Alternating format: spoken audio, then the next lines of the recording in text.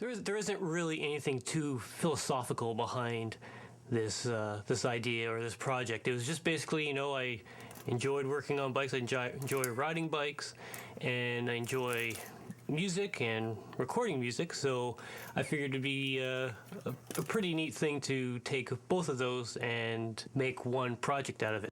Andrew approached me with the idea of making a song based around the types of sounds that would come from a bicycle.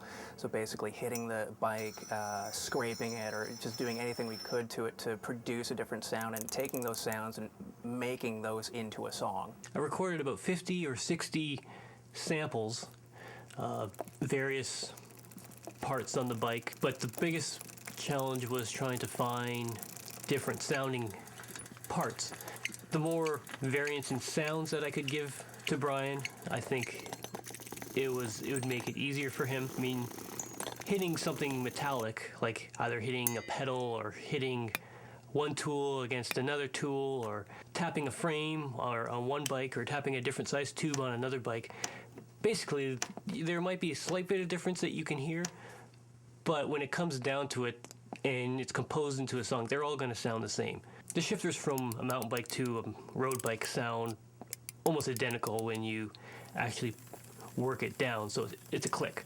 So, I didn't bother taking a shot of the road bike shifter when I already had the mountain bike shifter, because they're very similar. So in terms of the different types of impacts or hits that came from the bike, a little bit more work had to go into changing them up so that they didn't actually sound the same in order to create, say, a drum kit and kick drums and snare drums, just so they didn't sound generic. Sounds that really turned out well, I found, were the plucking of a spoke.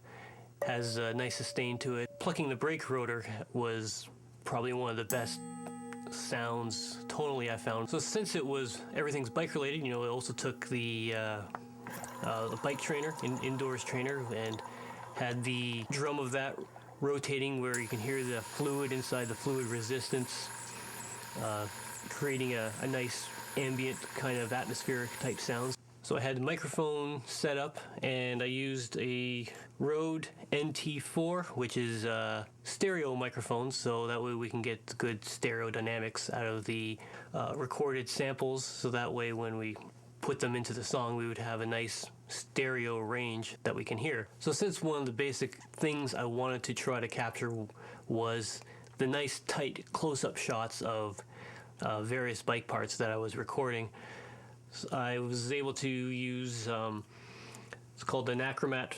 It's a lens that is used on a C0ndu1t Brevis 35mm adapter, and screwed that on the front of the camera, and it actually works as a macro lens. So I was able to get these really tight, really detailed shots of, like, say, the bike valve or anything like that, and you can just see all the little details of scratches and like the threads on the various parts.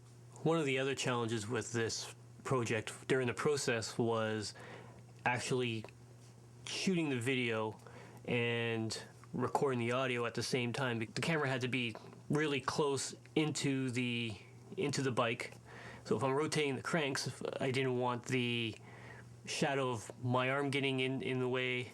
So that was a bit of a challenge, but at the same time I wanted to get a good audio recording, so I had to have the microphone right in that spot where I was recording, so I was able to pick up every little nuance with whatever I was recording. So I had the camera there, I had the lights there, had the microphone stuck right in there, and at the same time, if I'm pedaling the bike, I had my arm was kind of getting in the way, so you kind of work with that to try to, just moving one thing over a little bit. Once in a while, I'd hit the microphone with my arm, or I would hit the camera with whatever, and so you just had to reposition everything. But that's part of the process. Andrew gave me all the video of him manipulating the bike and recording all of the sounds. I later went through and previewed each piece and found the ones that were a little bit more inspiring tonally.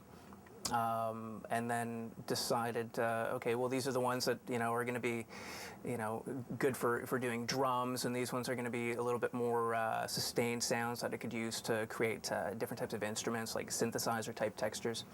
And then going through and just auditioning each and every one of them, categorizing them, filtering down the results, and later starting to manipulate the sounds and turn them into different instruments. Well, the only thing that I was trying to be conscious of is not to be so rhythmically driven. While the song does have a lot of different percussion in it, I didn't want it to be entirely percussion based.